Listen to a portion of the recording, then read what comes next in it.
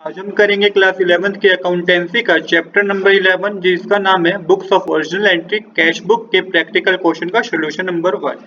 इससे पिछले लेक्चर में मैंने आपको कैश बुक के मीनिंग के बारे में समझाया और मैंने आपको सिंगल कॉलम कैश बुक का फॉर्मेट क्या होता है, उसमें क्या क्या बातें आपको ध्यान में रखनी है, ये बातें मैंने आपको पिछली वीडियो में बताई थी। मैं आपको सजेस्ट करूंगा कि इससे पिछली वीडियो यदि अभी तक आपने नहीं देखी है तो आप एक बार वो देख लें, ताकि उससे आपके मोस्टली डाउट क्लियर हो जाए। अब चलिए करते हैं अपने क्वेश्चन नंबर 1 को। क्वेश्चन नंबर 1 में इन्हीं सब ट्रांजैक्शन की हमें कैश बुक करके दिखानी है। कैश बुक में इन सब ट्रांजैक्शन को दिखाना है। रूल मैं आपको बता देता हूँ। जब भी आप अकाउंटेंसी करें, अपने आप को एज एन अकाउंटेंट माने और एक बिजनेस के पर्सपेक्टिव से सोचें। अगर बिजनेस के पास पैसा आया है तो आपको डेबिट साइड में लिखना है, अगर बिजनेस के पास से पैसा गया है तो वह क्रेडिट साइड में लिखना है। इस बात को याद रखिए, आपको कभी भी कैश बुक करने में कोई प्रॉब्लम नहीं होगी। ये बहुत ही आसान चैप्टर है, बट आपको कुछ रूल्स एंड रेगुलेशन जरूर ध्यान में रखने हैं। चलिए अब शुरू करते हैं अपने आज के सॉल्यूशन को। सबसे पहले हम फॉर्मेट बनाएंगे, तो फॉर्मेट हम इस तरीके से बनाएंगे। सबसे पहले आप लिखेंगे date, particulars, voucher number, ledger folio, amount. फिर सेम आप date, particulars, voucher number, ledger folio और अमाउंट लिखेंगे। ये सिंगल कॉलम कैश बुक है। सिंगल कॉलम कैश बुक का पहला पहला question single column cash book है, तो आप इसको क्या करेंगे, वन ही कॉलम बनाएंगे अमाउंट का। अब देखते हैं।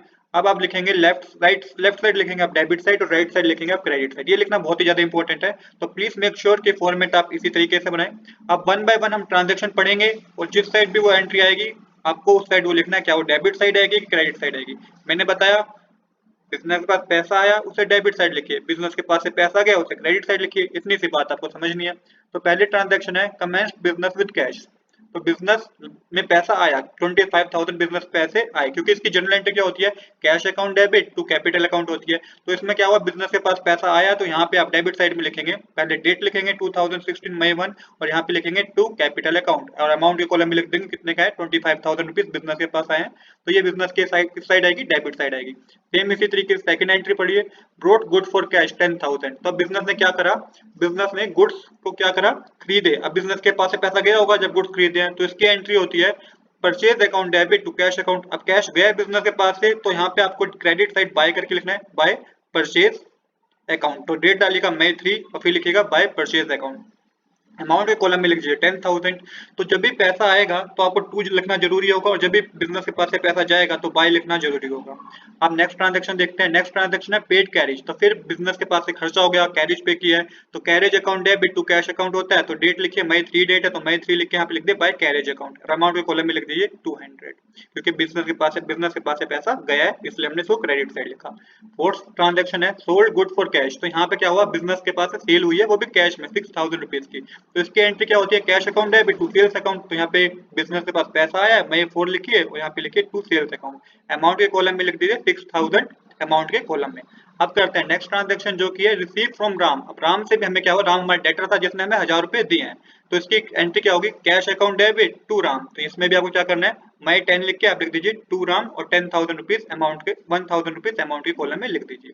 नेक्स्ट ट्रांजैक्शन है पेड टू शिव कुमार। अब शिव कुमार हमारा क्रेडिटर था जिसको हमने 2600 रुपीज पे करे हैं 12 ऑफ मई को। तो अब इसकी एंट्री क्या होगी, Shiv Kumar debit to cash account. तो यहाँ पे आएगा, यहाँ पे पहले डेट लिखेंगे मई 12, उसके बाद लिखेंगे बाय शिव कुमार, कितना अमाउंट पे किया हमने उसको 2600 रुपीज। नेक्स्ट ट्रांजैक्शन देखते हैं कैश सेल। तो कैश में फिर से सेल हुई है 8400 को 15 ऑफ मई को। तो इसकी एंट्री होगी cash account debit to sales account. Business के पास पैसा है तो यहाँ पे आप लिखेंगे किससे पैसा है, टू सेल्स अकाउंट करके आया, सेल करके आया, तो यहाँ पे टू सेल्स अकाउंट लिखेंगे, अमाउंट के कॉलम में लिखेंगे आप 8400। अब करते हैं नेक्स्ट ट्रांजैक्शन जो कि purchase furniture for cash for office. तो फर्नीचर परचेज किया गया वो भी कैश में 5,000। तो बिजनेस के पास से पैसा गया, इसकी एंट्री होती है furniture account debit to cash account. तो इसमें जो आएगा क्रेडिट साइड लिखेंगे आप, लिखेंगे बाय फर्नीचर। फर्नीचर के बाद हमें अमाउंट डाल दीजिए 5,000 रुपीज का फर्नीचर था, तो ये हमारे लिए खर्चा है तो आपको बाय करके लिखना होगा।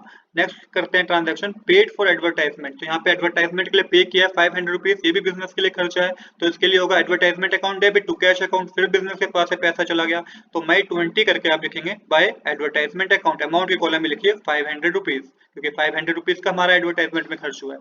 नेक्स्ट ट्रांजैक्शन है purchase good from Mahesh on credit. तो महेश से परचेज किए गए हैं गुड्स, वो भी उधार पे। अब उधार पे परचेज किया है, मैंने आपको बताया था कैश बुक में सिर्फ वही एंट्री इंक्लूड होगी जिसमें कैश बिजनेस के पास या तो आएगा या बिजनेस के पास से कैश जाएगा। तो ये उधार की एंट्री है, ये कैश बुक में इंक्लूड नहीं होगी। तो इस एंट्री नंबर 20 को 20 ट्रांजैक्शन को 20 डेट को जो ट्रांजैक्शन हुई है इसे आप टोटली इग्नोर कीजिएगा। अब करते हैं next transaction, paid to Mahesh. तो फिर महेश हमारा क्रेडिटर है जिसको हमने 4000 रुपए पे करें। सेम इसकी एंट्री वही होगी, Mahesh debit to cash account. तो यहाँ पे लिखेंगे मई 24, यहाँ पे लिखेंगे आप बाय महेश। कितने रुपए पे किए हमने महेश को? 4000 रुपीज। अब करते हैं नेक्स्ट ट्रांजेक्शन जो कि है पेड वेजेस। तो वेजेस पे करे गए, फिर से खर्चा हो गया बिजनेस का, wages account debit to cash account. तो यहाँ पे आप लिखेंगे मई 25 करके बाय वेजेस अकाउंट, और अमाउंट की कॉलम में लिख देंगे आप 400 रुपीज। अब करते हैं नेक्स्ट ट्रांजेक्शन जो कि है रिसीव फॉर कमीशन। रिसीव हुई है बिजनेस को, कमीशन रिसीव हुई है 1500 रुपीज की, मतलब बिजनेस के पास पैसा आया है, पैसा आया तो डेबिट साइड लिखेंगे आप। एंट्री क्या होती है? Cash account debit to commission account. तो यहाँ पे मई 27 करके आप लिखेंगे टू कमीशन अकाउंट, और अमाउंट की कॉलम में लिख दीजिए 1500 रुपीज। अब करते हैं next transaction withdraw for personal use. तो विड्रू किया गया पर्सनल यूज के लिए, तो एक तरह से बिजनेस के लिए क्या है? ड्राइंग है ये। तो drawing account debit to cash account होगा, drawing account debit to cash account. यहाँ पे आप लिखेंगे बाय ड्राइंग अकाउंट। कितना अमाउंट विड्रॉ किया गया? 2200 रुपीज विड्रॉ किया गया, तो आप क्रेडिट साइड लिखेंगे बाय ड्राइंग अकाउंट 2200। अब करते हैं नेक्स्ट ट्रांजेक्शन। नेक्स्ट ट्रांजेक्शन है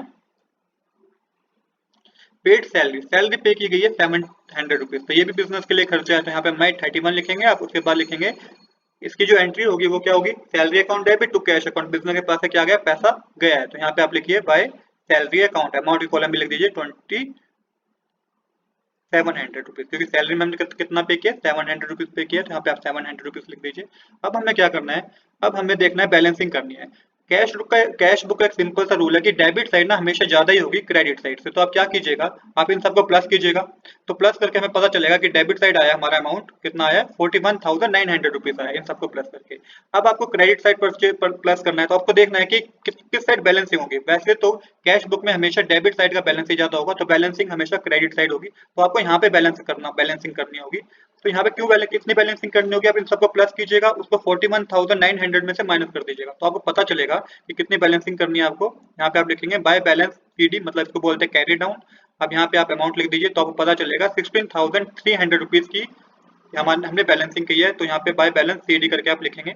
इसके बाद आप यहाँ पे लिख दीजिए टोटल करके 41,900, क्योंकि हमारा दोनों साइड का बराबर हो गया। तो ये मई मंथ की ट्रांजैक्शन थी, पूरे मई मंथ की क्या थी? ट्रांजैक्शन थी। तो नेक्स्ट मंथ में क्या होगा? जो हमने यहाँ पे क्रेडिट डाउन किया है ना, कैरी डाउन किया है, वो यहाँ पे क्या हो जाएगा?